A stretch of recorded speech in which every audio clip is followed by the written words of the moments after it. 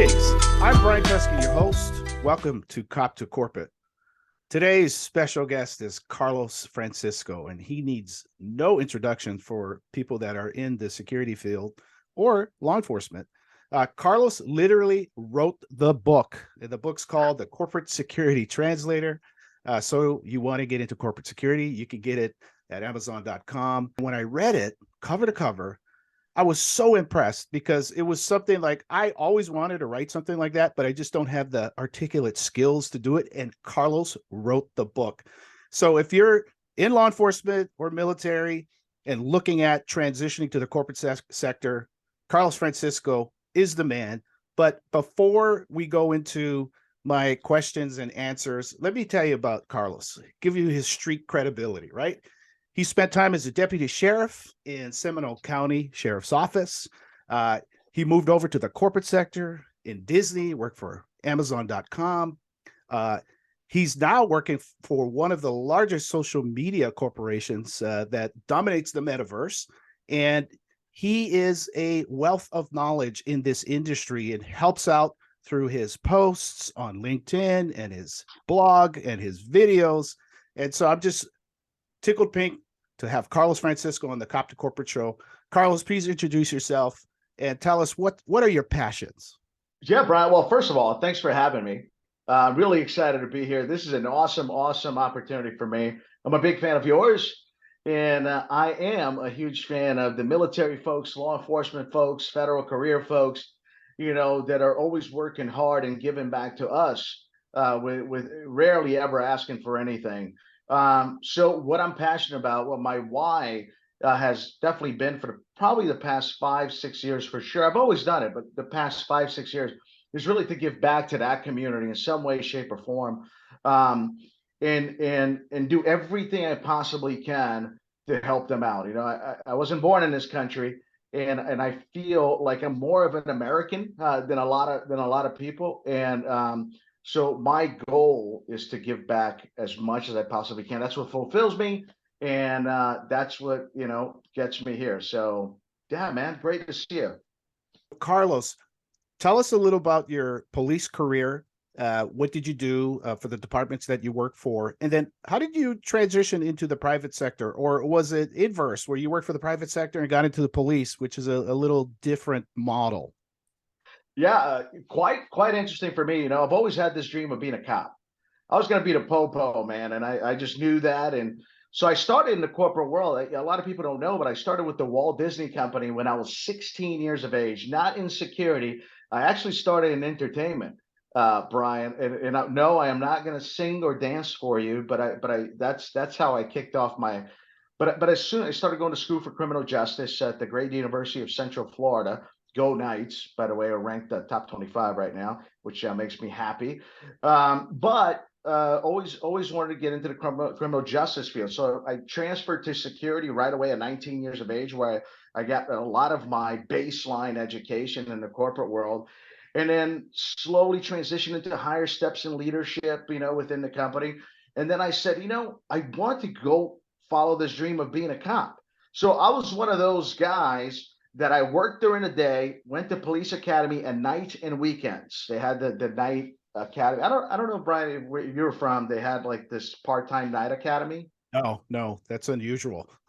All right. So in Florida, there's only one certification in Florida. A lot of people don't know this. If you're going to be a cop in Florida, and let's say, even if you just want to work part-time or work as some kind of a reservist, you have to go through the full academy like everybody else. There is no other choice. So I went to the academy at night. I got hired with Seminole County Sheriff's Office. Outstanding group of folks. I really loved it. But after a couple of years, I think what I've learned is that I went into the cop world a little bit too late. Like I was already 30, going on 31. And I realized after living my prior life in the corporate world and already by the time owning my house, I've grown in the industry, and I'm like, I'm not quite sure this is exactly for me. And so I slowly got back into Disney as a security manager, into the wild world of sports, by the way. It was a great place to go into. And then I stayed as a reservist with the little town of Howie in the Hills, with Chief Thomas out there. Chief Thomas, good to see you. Thank you for hiring me, by the way. And then I stayed there. We had a great time for about 7 years or so. And then my career slightly started to turn and things started to happen. And this was it. So here I am now back in the corporate world trying to help folks out.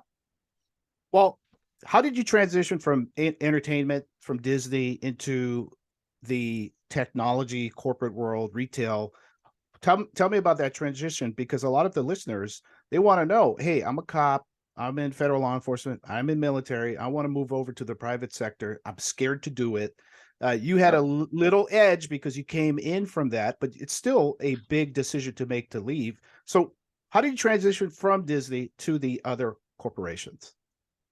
Yeah, absolutely. One of the things that I always talk about, and I talk about it in the book, is about creating relationships of where you are. So for me, ASIS has always been part of my life for a very long time, all the way back even in Orlando, Florida. So I just kind of joined the Silicon Valley group when I moved to California. Now I moved to California to go and work at a place, be a security director for a little place called California's Great America, the Great America Complex, which was also the home of Levi Stadium, the home of the 49ers. So living and working forever in the service industry, I once I got to Silicon Valley, I started hanging out with people in the tech industry. And that's when I started learning, Brian, about bonuses, RSUs, like free meals at the restaurants. And I said, man, you guys are living the life, right? But it wasn't until I started making connections with the folks in that industry, which I tell everybody, if you want to get into an industry, make sure you're making connections with those folks. I was able to get in which I easily kind of transitioned into the data center world at AWS, Amazon Web Services, which is, the biggest data centers probably in the world. And that's kind of how I kicked it off. But 100% had to do with my connections that I made once I was in Silicon Valley. So, Carlos, tell me about your roles and responsibilities more on the technology side, because you covered what you did at Disney. Like, what are all the jobs you held, and then kind of what are you doing now? And then how Yeah. does that translate to what you put in your book to help others transition? Yeah, interestingly enough, throughout my career, I always dabbled in a couple of different things at all times. I cannot stay still. But I'll give you an example. When I was working at Disney for 21 years, I also picked up night shifts working as a security host at House of Blues. I loved music, and I always wanted to be, as an entertainer. When I was 16 years of age, always enjoyed music. So I learned a lot about the club business and the restaurant business and all the things that come together with live music, right? So I lived a little bit in those industries for a very long time, moved to California, stayed in that industry, and then slowly went into AWS. Oh, by the way, I happen to be part of a little thing called Super Bowl 50, where it was held here at Levi Stadium. They're like, hey, just so you know, Super Bowl 50 is going to be there. You sure do you want to talk to us about the job? I'm like, man, you should have led with that. I would have jumped right in. But yeah, from there I went into Amazon Web Services as a regional West Coast regional security leader, dealing with everything from access control, intrusion detection systems, camera systems, policies, procedures, standards. Everything that comes with securing a major data center. And then the largest company that has leading us into the metaverse picked me up, and I've been here for the past 5 years, and it's just been outstanding. So, Carlos, a lot of listeners out there, some don't really understand the terminology that you used, the Yeah. technical integration and technology. How did you learn that? Did you just pick it up, or you were always technical, or did you get through osmosis, on the job training? How did you learn it? Yeah, nowhere close to osmosis, I'll tell you that much. A long, long time ago in a land far, far away, and I got to start again with Walt Disney's, where I learned a lot of things. I remember running wires through the ceiling back to an old VCR that connected, and I had to slow down the videotape to a 6-hour videotape. I don't know if you remember that, Brian, and how the videotapes used to go. But so I've always dabbled in that. Whenever we're doing covert stuff on retail theft or anything to do with just straight money theft from our merchandise stores, right? So I was involved with that. I slowly, as I went into to loss prevention, asset protection side of the house, still slowly started to really dabble in camera systems and access control systems. I learned a bunch on the job, just being involved, getting it done, running the wires, running everything back to a 1120 board, just being there, learning from people that were in the industry. It's not, by the way, here's something for everybody that's transitioning. If you want to get into a business that I think is going to do nothing but grow and is in dire need of people, is the security systems business. Should really think about that as one route for you to go into, because they're going to need it. They're going to need it. But that's how I learned. It's just really being on the job forever and ever and ever. Even when Tracker came out, the key system, my boss said, "Hey, figure this out. You're in charge of dealing with Tracker and trying to connect back to our Wi-Fi and trying to put accesses individual for individual people." I mean, so everything to me was kind of learning on the spot, but really having the mind, an open mind to continue to be educated. I think that's what it is. So I always had an open mind to do that, and then I went home and I did my homework. I worked at home as well, going online and trying to figure that out, watching YouTube videos on it. That's it. That's how I learned, man. Well, I think it's great because you're a continuous learner, curiosity, and I think officers and law enforcement and military out there, if you have passion for anything that you do, even a hobby, you could take that, transition it over to the private sector and be highly successful. So let's go to your book. Why did Yeah. you why did you write your book, and how did you formulate it to help law enforcement officers? Because I can tell you it's a top seller on Amazon. I recommend it all the time. What made you write it? Well, thank you for recommending it all the time. So this little guy here, right? So you want to get into corporate security. I'll tell you why I wrote it. It was kind of slightly selfish in the beginning, because I was being led by a lot of folks that transitioned right from law enforcement world, military world, and I found myself, because I started in the industry so young, I found myself having to always educate them in a good way. I've had nothing but tremendous leaders that came from law enforcement and the military world, but I found myself a lot of times just trying to help them. Hey, corporately, we don't do that. Corporately, you don't use the knife hand. Corporately, you don't say no. So a lot of little things, right? And so I said, okay, how can I do this and help them understand before they even transition, to understand what the corporate world really is about? What are some of the things that you really need to learn and understand? What's some of the things that you should probably know before you possibly get yourself in trouble, right, on that transition? And so I said, heck, I'm going to do it. I'm going to do it. So I just started writing. I didn't know where it was going to go, but I just started writing, and it worked out to be a pretty good idea. So Well, so Carlos, as people read your book, they can feel more comfortable, especially the terminology. It's like a different language, right? Because cop speak, military speak, federal speak. It's different, but the roles and responsibilities, they're the kind of same disciplines. You just need to understand what it is. And so when you say translator, you're translating those different terminologies. And I've just only heard good things about, or feedback for people that read your book. Now let's look at the future, because I hear you're writing a second book, because people know what to translate to get into the private sector, but how do you actually do the job, right? So yeah. tell us about your next book, and give us a little, preview into what we're going to see. Yeah, man. So, yeah, you're right. This first book was about helping people transition, get into the corporate world, right? From military, law enforcement, federal careers. But once you get there, what do you do? What do you do? So, the new book, the title kind of right now is "So You Want to Start Your Corporate Security Program." It's still right under the vein of "So." Um, so, this is what some of the things we're going to talk about. And I have the entire list here. It's about culture once again, it's about leadership, it's about corporate relationships, it's about designing a vision and a mission statement for your corporate security program that's going to bode well for you in the world. We're going to be covering risk, all different types of risk and risk measurement.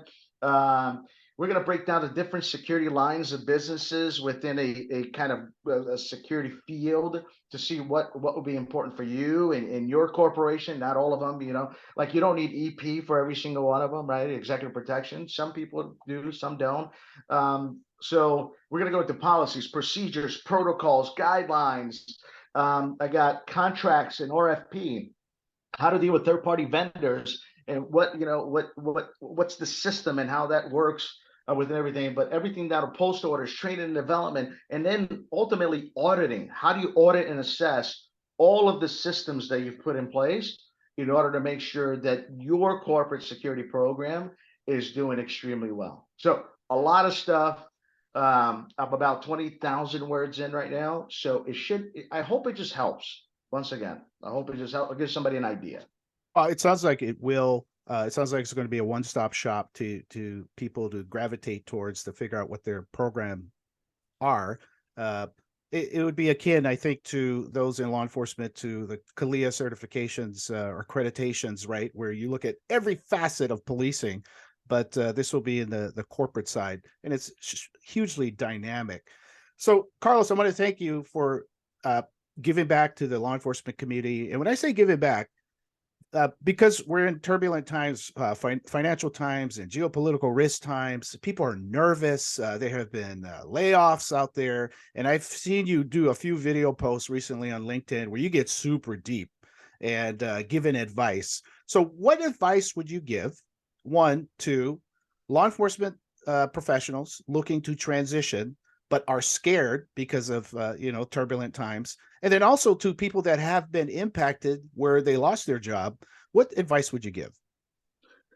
Yeah, two things, and I'm going to start with the ones that just lost their job, because we know, I mean, and I know that's been very weird for a lot of the tech industry the past couple of months.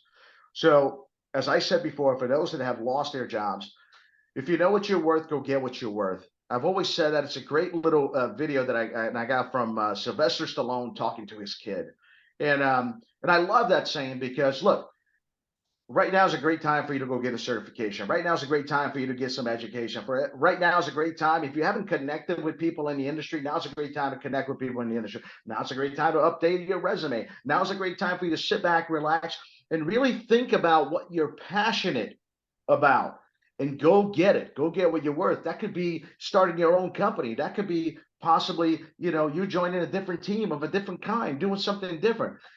Go get what you're worth. Believe in yourself and get what you're worth.